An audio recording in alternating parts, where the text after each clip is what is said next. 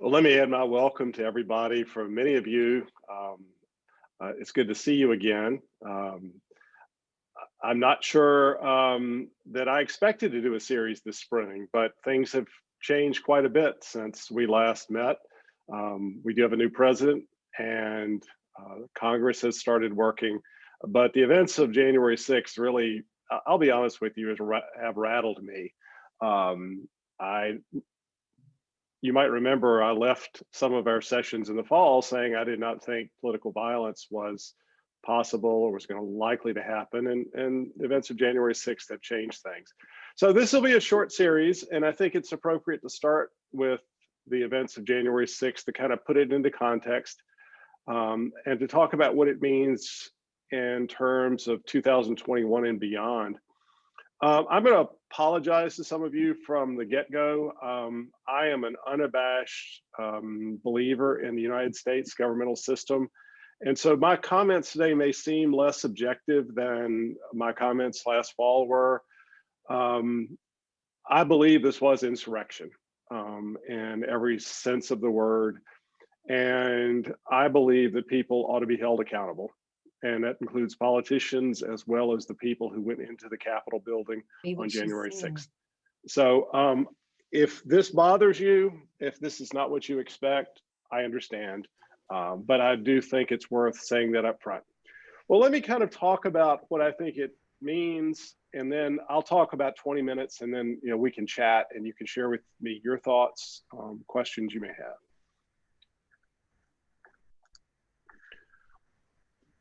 Well, January 6th was an assault on democracy.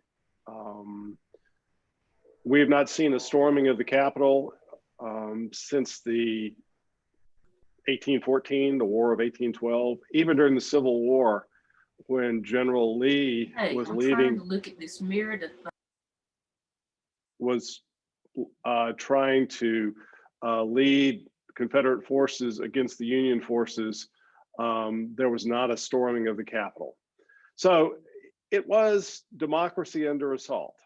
And the people who invaded the Capitol and the people who paid for and incited people to assault the Capitol should be held accountable.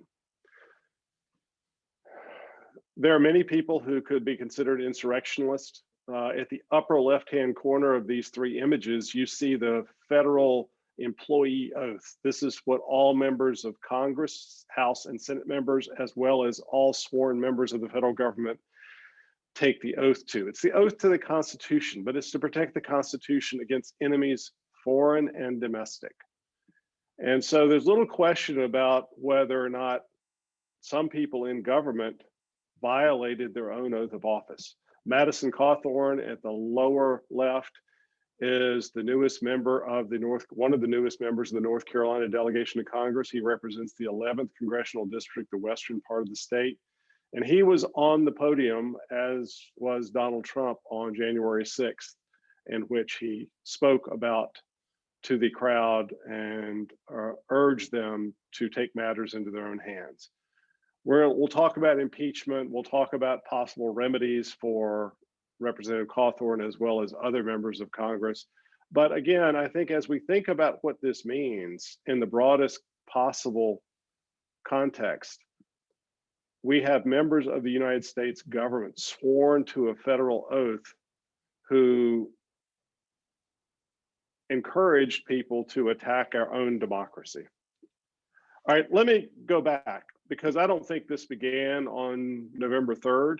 I don't think this began with even Donald Trump. I think we need to go back almost 40 years and look at a history of people, not exclusively Republican, although you may surmise that from my comments. But Ronald Reagan changed the way we thought of American government. Ronald Reagan started attacking the federal government in speeches, in statements like the one you see there. And when he started talking about government being the problem, and he said the 9 most difficult words or the worst words you could hear from anyone is I'm from the federal government and I'm here to help. He made those kind of statements very prominent as a candidate and as president of the United States. So it's no surprise that almost 40 years later, when we see Donald Trump being elected to the presidency and his chief strategist, Steve Bannon, articulate a theory of government in which they're going to destroy or deconstruct the administrative state, there's no surprise to me that there's a certain small element of the American population who feels it to be right to attack the same federal government that people like Donald Trump, Madison Cawthorn, and others hold offices in. So again, I don't think this started with Donald Trump. And I'm not trying to suggest that Ronald Reagan encouraged insurrection, but I do think there is, you could make the argument that anti-government statements for at least 40 years have made the conditions that we saw on January 6th possible. I think the other contextual factor that we need to think about is a slide over a number of different presidential administrations and a number of different decades in terms of the loss of trust in government and other institutions. Again, I'm unapologetically a fan of what the founders intended and the American governmental system.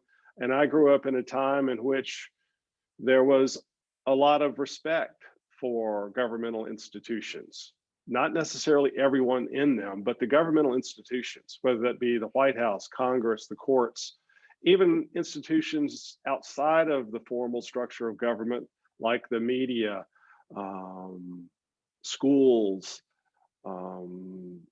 police officers, that sort of thing. So there's no question that we have seen a significant decline, and there are lots of reasons. I'm not saying it's entirely because of anti-governmental rhetoric. There's all kinds of things, Watergate back in the 70s, the Vietnam War even before that. So there are a lot of things that contribute to this loss of trust in institutions. But the chart on the right, or the series of charts on the right by the Pew Research Foundation, show, again, it's not just governmental leaders that we have lost trust in. It is some pretty significant institutions. And so as we think about January 6th and people literally taking up arms against the Capitol, the police officers trying to protect the Capitol, and everything associated with political institutions, lack of trust is a significant factor in terms of what I think happened on January 6th. And as you'll hear me close my comments, perhaps not the end of political violence. There's no doubt that we are polarized. We've talked about this before, and there's a lot of extremism. There's also little doubt that our media environment, including social media, is a contributing factor to the polarization and extremism. We find that social media, we're talking about Facebook, Instagram, Twitter, and others, are places in which people turn to for sometimes the most extreme statements. And this is true on the right and the left. If you look at the top 10 Facebook sites from the fall of 2020, they were pretty extreme conservative sites. There's extreme liberal stuff on there too. And it's only been within the last month that Facebook, Twitter, Instagram, and other places have taken responsibility. President Trump lost his Twitter, Instagram, and Facebook posting privileges. Well, in my view, whether you're talking about President Trump or you're talking about some extremists on the left, that's too little too late.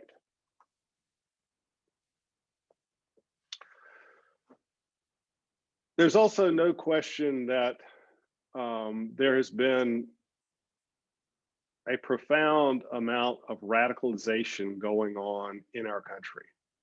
The FBI for the last 10 years has been talking, and this is through the Obama and Trump administrations, that domestic terrorism is a far bigger concern to them than international terrorism.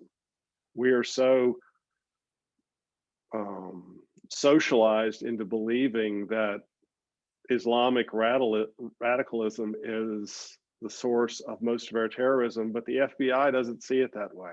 So whether we're talking about QAnon or we're talking about white supremacist terrorism, or we're talking about any other type of terrorism like we saw in Charlottesville in 2017 or the attack on the Capitol, the federal government has been long concerned that the radicalization of American citizens through a number of sources has become very concerning for this country. And the events of January 6th are an indication that they were right. And so we'll end by talking about what are the possible solutions, and they're not going to be easy. I think the reaction to the January 6th events was initially quite strong. We saw Republicans and Democrats speak out loudly.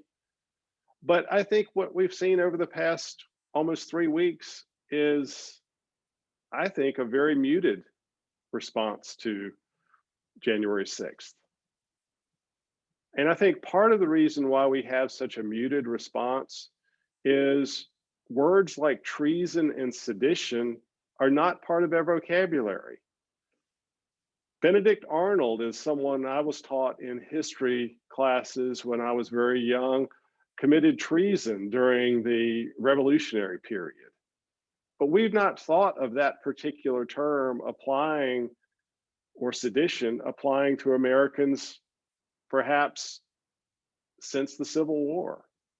The Rosenbergs, of course, were convicted of treason, but for most Americans, it's not something we talk about. And so now I think you've seen kind of a strange response to the January 6th events. We're seeing some groups in this country justify the actions of the crowd. We're seeing people who initially spoke out kind of back away from their initial comments. We're seeing federal officials now raising questions as to whether they're going to arrest everyone who literally stormed the Capitol. And so I think there are a lot of issues around our response to the events of January 6th. And one of the questions I'd like to hear you address after I finish talking is, have we gotten to the point of normalizing behaviors that a generation or two would have not been normalized? Is this going to be part of what we consider to be normal behavior going forward? I hope not. But again, I think I've been surprised, and I've talked to my students about it during the first couple of weeks of class about how they feel about it, and they don't have words to talk about the event of January 6th. And I wonder if most citizens do not. I think one indication of why we have such a muted response is we're in a period of time called minoritarian politics. I hate to use a political science nerdy term, but democracy has been under assault for a while. Whether we talk about democracy being under assault as gerrymandering, as voter suppression, or something else. The chart on the left indicates that we've only seen one Republican candidate for president since 1992 win over half the votes. George W. Bush in 2004 won re-election by getting a majority of the popular vote and the electoral college vote, until Joe Biden, obviously.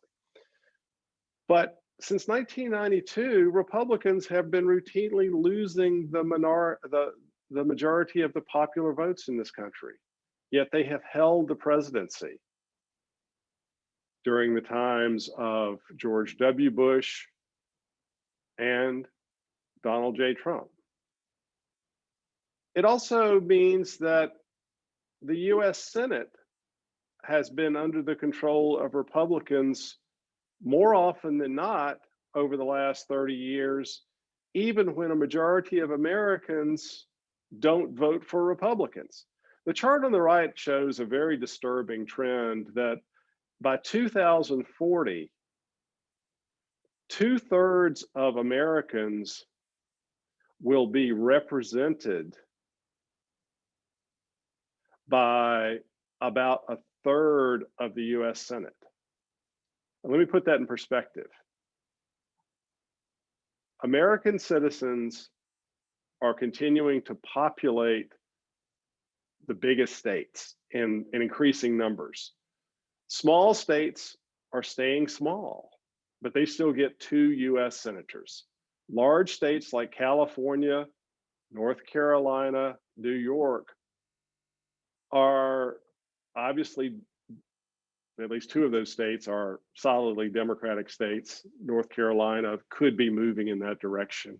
But the point is that the US Senate is increasingly less democratic, and I mean not Democratic Party, I mean small d Democratic, in terms of its representation of America. The point is that Republicans have long realized that demographic trends in this country favor Democrats. And so their choice of pursuing power is not pro-democracy. It's in many ways a minoritarian or anti-democratic way of achieving power. Let me put it into a broader context.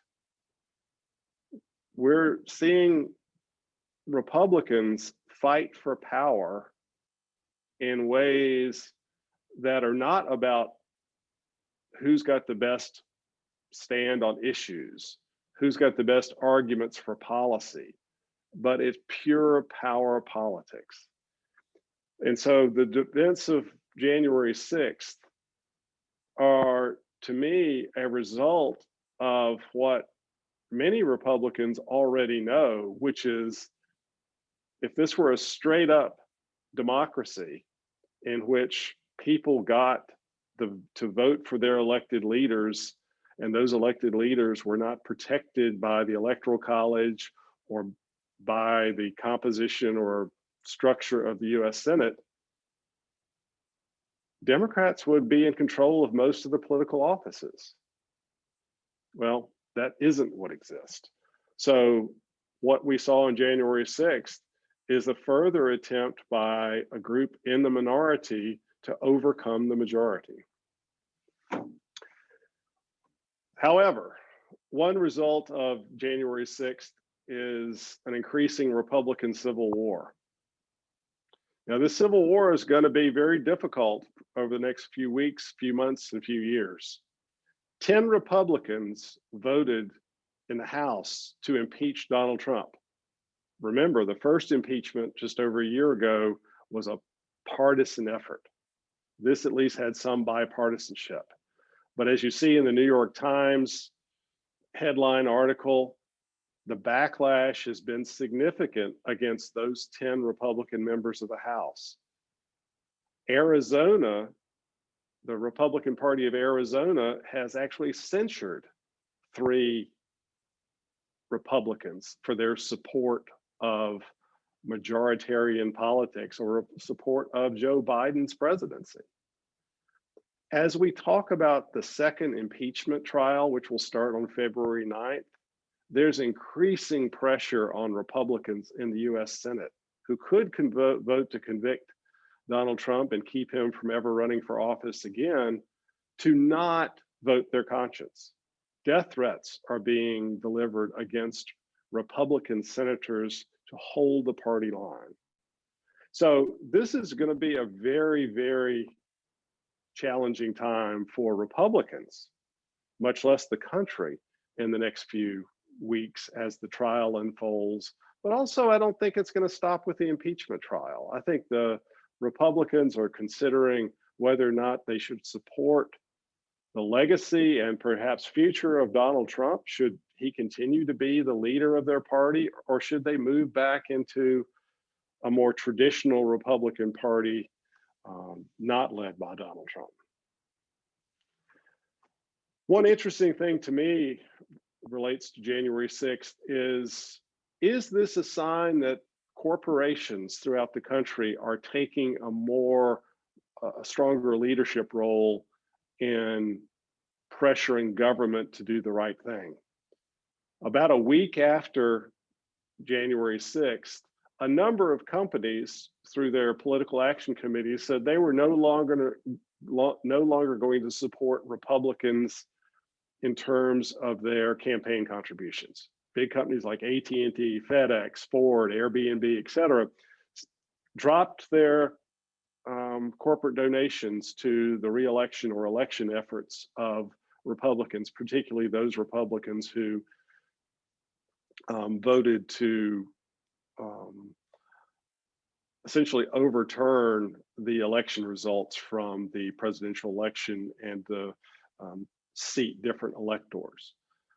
My question, the reason I made this a question mark, is that will this sort of increased corporate responsibility last?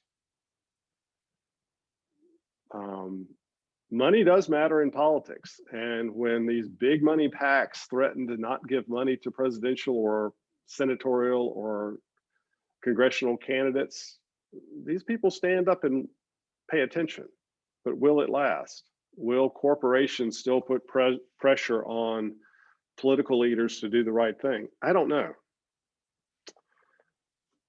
Well, we're at the second impeachment. Again, the first president to ever be impeached twice. Nancy Pelosi is sending over the article of impeachment that relates to January 6th today. And Senator Schumer and Senator McConnell have agreed to start the trial on February 9th. We don't know how long the trial will be. We don't know the particulars of the trial, but we will have a trial. And I think the trial is really going to be a battle between Mitch McConnell, the now minority leader of the Senate, and people like Ted Cruz. I did not think the first impeachment trial against Donald Trump was going to produce a conviction. I thought it was entirely a partisan effort. And even though there may be justification for convicting Donald Trump a year ago, I think this is going to be what the civil war in the Republican Party is going to look like. Will Mitch McConnell, who through reporting has indicated he's over Donald Trump, get enough votes? They'll need 17 votes to convict Donald Trump, or will Ted Cruz and other supporters of the president prevail? I don't know. But I think it's going to be a very interesting trial, perhaps in many ways more interesting than the first trial. But I think it's very significant and will tell us a lot about the future of American politics. But I think the question to me is political violence like we saw on January 6th something that is purely a right-wing phenomenon? And so the mind game that I play oftentimes where I'm sitting around thinking about this is, what if Trump had overturned the election results? Would we have seen the political left in this country have joined or created an insurrection and stormed government buildings in Washington? I don't know. I just don't know. Clearly, we've seen some evidence of political violence on the left in Portland over the summer and other places, but it's a different situation to think, would the left have stormed Washington had Trump been successful in overturning election results? I don't know the answer to that either. I'm just posing that as a question to you. But as I think about what the solutions are about what we saw on January 6th, I do think that we are in for a very bumpy couple of years, maybe a couple of decades in this country. And one of the reasons why I say, is there an easy solution to the problem? And I think the answer is no. Look at this chart. We have a new administration with many new members of Congress. Are Republicans and Democrats likely to seek compromise? And although Democrats through this poll are more likely to seek compromise with Republicans, it's still not a majority. And a lot of Democrats don't think Joe Biden should try to compromise either. So is Washington going to be part of the solution to the problem? I'm not convinced. There are other things we could talk about. If you want to talk about solutions, are media outlets going to become more accountable for their reporting and opinion on both online and in cable news? Maybe. Is education part of the solution? Yeah, I think it is part of the solution, but it's not the magic bullet. So I think my closing comment to you is I'm still shaken by the events of January 6th. And so you're hearing that come out, I'm sure. I'm not a pessimist about the future of American democracy. I don't think we're going to devolve into an autocracy, but I do think we have problems. And I think what January 6th revealed to me is the problems are deeper and more prevalent than I had imagined. So anyway, I will stop my slide sharing right now and let you comment and question and do whatever it is you'd like to do.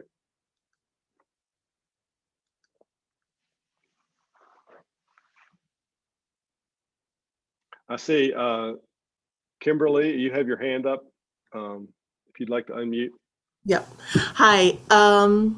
So I'm thinking about the question you asked early on about why are we subdued?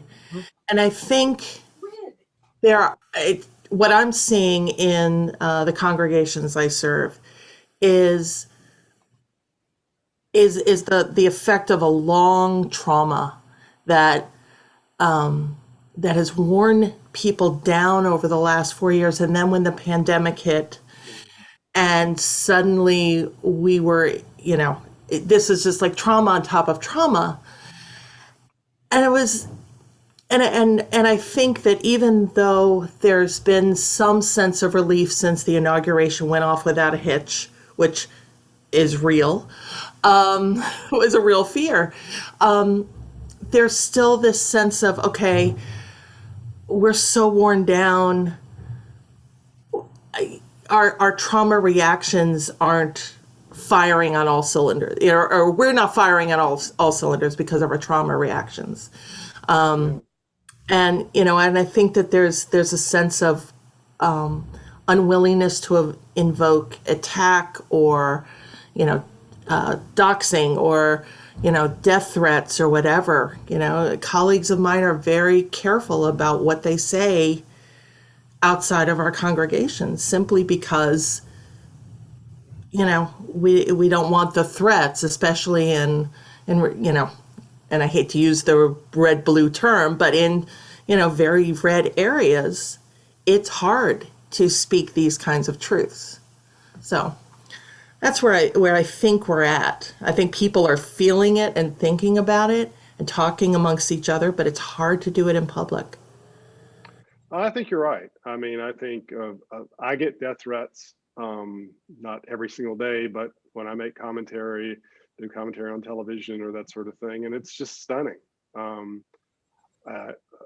I was warned leading into the inauguration that I needed to take extra vigilance. And again, I'm not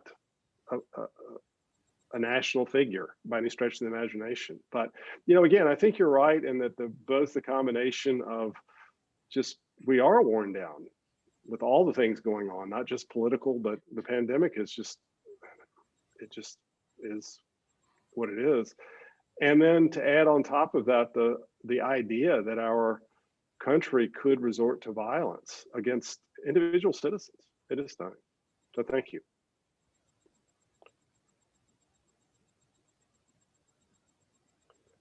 Anybody would like to, I can't see the entire group. So anybody would like to speak, please go ahead. Chris, I do see yours, but I don't want to step on anybody else's. Sure. What I wanted to say was, someone said to me the other day that we were talking about how Trump gets his followers to do the things he does. And he said, well, I really didn't hear him say give him direct commands like, go storm the Capitol, but it's all very subtle. And the best example I have is like Putin. His regime has poisoned at least 3 different people, And I'm sure that Putin at his meetings doesn't say, go kill that person. He just says, that person bothers me.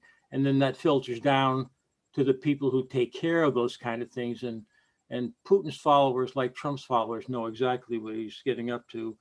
I think a lot of Republican senators and House members fear for the lives of their families and themselves. And that's just no way to operate in the country. And they need to, as a group, put a stop to that. And I think if anybody wants to read a good book, there's a book by an author named Gerald Post. He's an MD. It's called Dangerous Charisma. And he's been a psychological profiler for many decades for the CIA. And it's a very interesting book, a little scary sometimes. And just one example of what he did was in the Carter administration, he did psychological profiles of Menachem Begin from Israel and Anwar Sadat from Egypt. And based on those, on the advice he gave Jimmy Carter, he was able to get those two to come to a peace agreement. And so I think he's a very credible author, and I think it's an interesting book. Thank you. Yeah, thanks for that suggestion. There are many interesting books out there. Some, I can send Hillary a couple more suggestions. I've been very wary about referring to Trump supporters as part of a cult or something like that. And there are some books out that make that argument. But again, the question is, why would American citizens resort to the kind of behavior that we saw on January 6th? And it's clearly not the case that,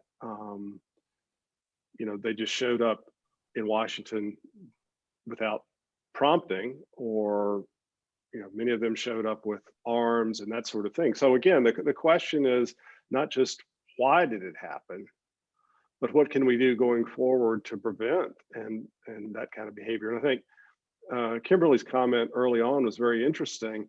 If we're afraid to talk to people outside of our own political bubble for fear of being attacked, how do we ever, talk to people and remind them that, look, we all are Americans here, and that we can not resort to violence. David, this is Marley Ray. I live in Eastern North Carolina, and love being here, but it is a very red Republican area, and as our state voted for President Trump. My question is, what do you see these recent events impacting more centrist Republicans? How are they going to react? What do you see as a shift in that particular group? Well, I think that's the real question for Republicans all over the country, including North Carolina. There are many very traditional Republicans who believe in the same political philosophy of Ronald Reagan that live in North Carolina, and yet they feel like many in the Republican Party don't represent them. I have seen polls that indicate that there has been some movement away from former President Trump and that kind of philosophy. But again, I think, there's such pressure on both parties to win. And I think that's one of the problems for the Republicans in North Carolina and elsewhere is, who do they follow? I mean, if the Republican Party were to split, President Trump over the weekend, former President Trump said that he wasn't going to start his own party after there have been rumors going around that he was going to start the MAGA party or the Patriot Party or something like that. And had that happened, I think you would have seen Trump supporters follow Donald Trump, and the traditional, whether you call them moderate or just traditional Republicans, stay within the Republican Party. But he says he's not going to do that. I don't know, honestly, what the Republicans are going to do. I think, in North Carolina, we have seen relatively few public comments made by what I consider to be the Republican leaders in the state. Richard Burr, Tom Tillis at the Senate, other people within the Republican Party have been pretty muted. And so I think, to go to your question, which is a great one, unless the leadership of the Republican Party in the state of North Carolina becomes more public in their statements and what they believe, I think it leaves the rank and file Republicans very confused. I mean, I know the Republican parts of the state. I'm there quite often, and it's a different feel than being in Raleigh. I know we have a question from Philip, if you want to. Okay. Hey, Philip. Hey everybody! Thanks, David. Thank you, Hillary. If you all don't know me, I'm a faculty member in the Math and Computer Science department. Well, David, you know I appreciate the data on sort of voting power in small states and also rural sort of voting power that rural voters have. I'm curious. You said you're a believer in the American political system. Do you see some benefits to the Electoral College and to the fact that the small states have power in the Senate? Are there some benefits that you see to that system? Well, yeah. I mean, clearly the founders, I mean, there are a lot of reasons why we have an electoral college and a lot of reasons why we ended up with a bicameral legislature, meaning the House and the Senate. And the Senate has 2 senators per state, and the House is done based on population. So, I do understand that we cannot have California, New York, and Texas run the country. That's not really good either. But again, I think the question is, can we look at something like the Electoral College? And I don't think in my lifetime we'll see that repealed. So, but I think as much as I may think the Electoral College doesn't represent the will of the people, there are some reform movements that are out there about the Electoral College. The US Senate, one of the things that Democrats have been pushing Joe Biden to do, and this relates to the Senate question, is to give statehood to Washington, D.C. or Puerto Rico. Now, again, those are, you can argue whether or not they're good ideas or not, but Washington, D.C. has been historically unrepresented. They have a non-voting member of Congress, but they have no Senate representation. Republicans are justifiably worried about that because the district tends to vote about 80% Democratic. So Mitch McConnell will routinely say, no, we're not going to give statehood to DC. And then you talk about Puerto Rico, and that's a separate question, but it's related. If we gave statehood to those 2 places, those 2 districts, the district and the territory, that would somewhat compensate for the power in the Senate that is clearly within more Republican-leaning parts of the country that tend to be less populated. So I'm not saying just get rid of the Senate. There are a few senators that I might say, well, we should get rid of them, but not get rid of the institution and not get rid of the Electoral College entirely. Can I ask a follow-up question about the Sure. the graph you showed? Were those it was percent of the population against percent of the Senate or something? Yeah. Were those projections based on Yeah. population trends? Yeah, and so again, the idea that if you say 2/3 of Americans will live in states that are represented by Democrats and 1/3, of the citizens will live in states represented by Republicans, yet Republicans will still have the majority in the Senate. It's based on demographic projections. So as we see now, we're getting ready to have the census release its data from the 2020 census, which will go toward the redistricting or reapportionment of US members of the House. And we're seeing that, places like that you might expect are growing in population. North Carolina and Florida are likely to get a new seat in the US House of Representatives. but some places in the country are losing population as well, and will lose those House seats. But again, I think to get to Philip's question, where do you come up with those kind of numbers?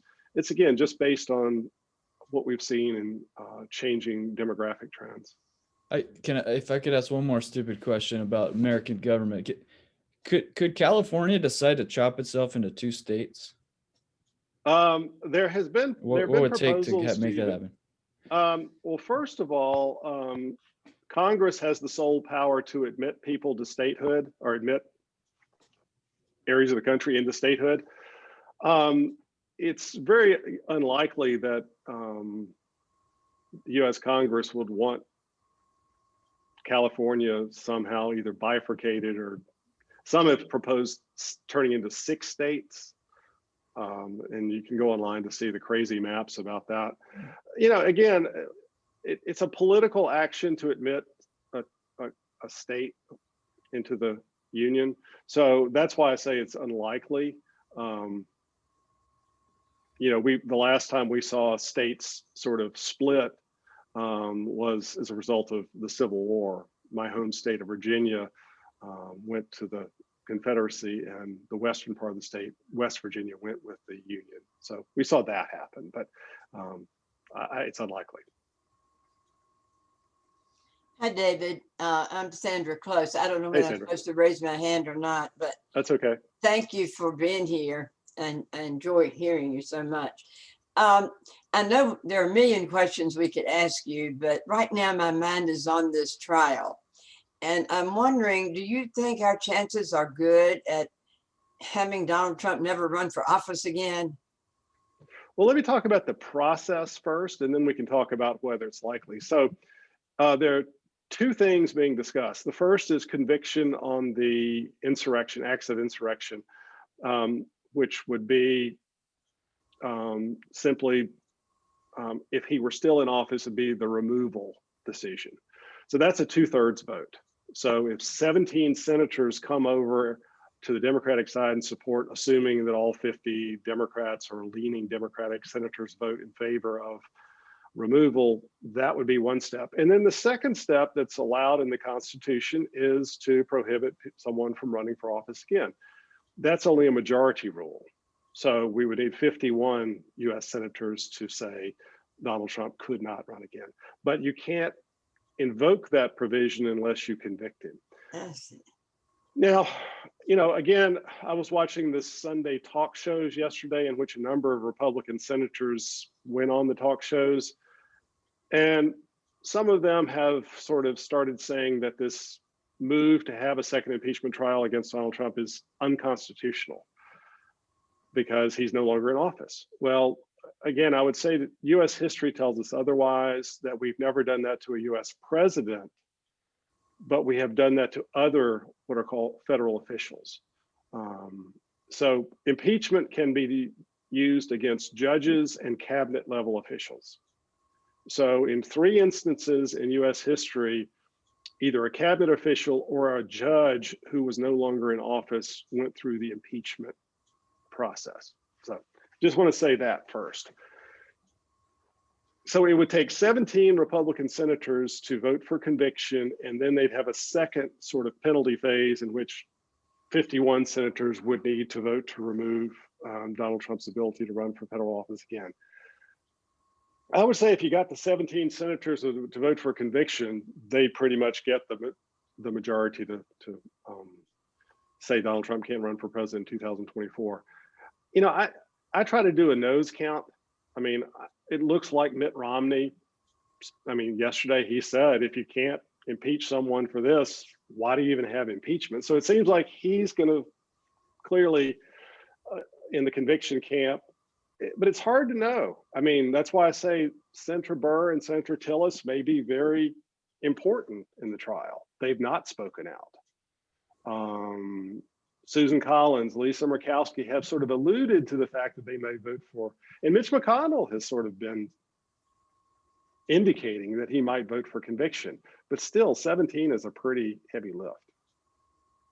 Can you believe that they aren't convinced? I just, I find it hard to believe that someone in this group said that 70 million Americans voted for Donald Trump in the first place and still support him. But well, the justification to me is very interesting, to say the least. I mean, you saw some senators yesterday say, well, they're just words. And if you take that approach, well, then that's what politics is using language. But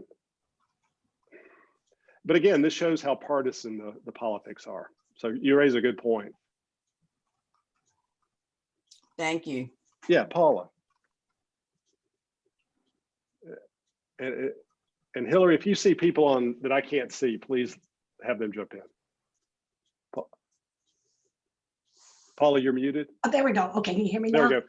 Okay, I'm not a Republican or Democrat. Okay, I've always considered myself more the line, and I vote for the candidate I think is the best. Okay, and I consider myself an American citizen, and I feel that with a lot of what's going on, that everybody is blaming all the Republicans for everything that's gone wrong lately.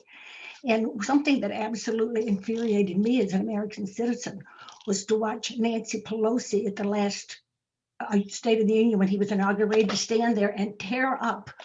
She showed absolutely no respect. She didn't like Clinton, did not like Trump. That was obvious. But to stand there in front of the entire American public and insult their president, whether you voted for him or liked him, whether I voted for him or not, whether I vote for a president or not, once he's elected, I pray for him. And he is my president. And there have been presidents in office that I think have done a terrible job. Some I voted for, I thought, did a terrible job. But I think that we have to stop. We cannot blame one party for everything. I know I was insulted as to see something like this happen. I was horrified what happened on January the 6th. I could not believe that happened in the America that I grew up in, the America that I loved. Okay, but I think that we have to stop. Maybe we can't blame one group of people, a small faction of, say, a party. There was a man who was interviewed, said, I was there for the march, and all of a sudden a small group just went off and stormed the Capitol. I think we have to kind of look at both sides. We can't, as Republicans, at times we can't sit there and be self-righteous, or as Democrats can sit back and say, I'm completely innocent of everything that's gone wrong. I think there's a lot of wrong on both sides. And I think we have to stop and we have to look at that. And I think that a lot of the news people themselves have become so liberal. I'm really disturbed when I see the news people tell me we're waiting for an indictment to come down against somebody. When will they file this against somebody? And it's not just for the past president. It's gone back, to past presidents before this. And I think the news is no longer the news. It's becoming opinionated, whether it's 6 o'clock, 11 o'clock, or whenever. And I think the news needs to get back to reporting facts and not give us their opinions. But I think there's blame put in both places. And I think if we're honest with ourselves, we have to look at that and ask maybe why some of these people went crazy and did what they did. And, I don't understand it. Yeah, and I think, that's why solutions are so challenging, because my hope on January 7th was that Nancy Pelosi and Mitch McConnell would make a joint statement about what had happened and to kind of urge better behavior. I think you're right in regards to, we didn't get here, like I said, solely through the actions of one person or one party. This has been a long time building, and I don't think we'll get out of it very easily. I hope that, as you suggest, media outlets, whether they be MSNBC or Fox News, take some responsibility for the kinds of things that they report. I mean, I think, the media environment is very partisan and provocative, but I'm concerned that we've talked about, there's been a push since Joe Biden's speech about unity. And I'd like to see how many of you feel this way. I think unity is a nice concept, but it has never been practiced in US political history. The founders were not unified. What I want is not unity, but a ratcheting down of the temperature so that we can have actual policy debates. This is where I think the leaders of both parties and the media can ratchet down the heat, because there are serious issues that we have to deal with. And I came into the Biden presidency hoping that we'd have more serious discussion of these issues, but I'm not quite as optimistic as I was prior to January 6th. We've got to hold the people accountable who, if you went to Washington on the January 6th and you simply did not step on Capitol grounds and you were just there to hear the speech, that's one thing. If you walked on Capitol grounds and you attacked the police, that's something entirely different. Right, yeah. I've got to go to class at 11. So if anybody's got a last question or two, let me preview. I know that we're back together next time. Next time will be more about what we should expect from the first 100 days of the Biden administration. It'll be a focus in on what kind of policy should we expect. Clearly, January 6th is going to affect the Biden administration. The impeachment trial will affect the first 100 days.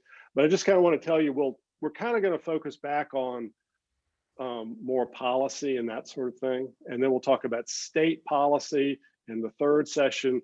And then my colleague, Whitney Manzo, who is a legal expert, will talk about the Supreme Court and what we should expect from the court in our fourth session. So I just kind of want to tell you that. But last question, I'll be glad to take before I run to class.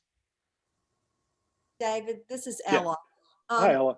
Hi, I am interested in someone's ability to rouse this many people up to do something like what happened on January 6th. Everybody on this meeting right now is probably very involved, probably very passionate about their positions and stuff.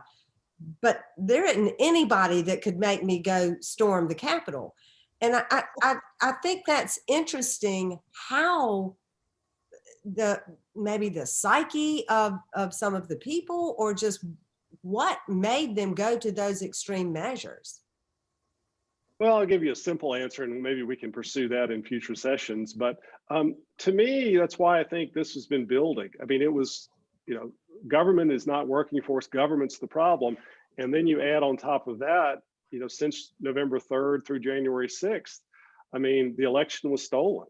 Right. And, if you believe that the election was stolen and that Democrats will do anything to, win the presidency, to me, I wouldn't personally take up arms against American citizens, but you can sort of start seeing the mindset of,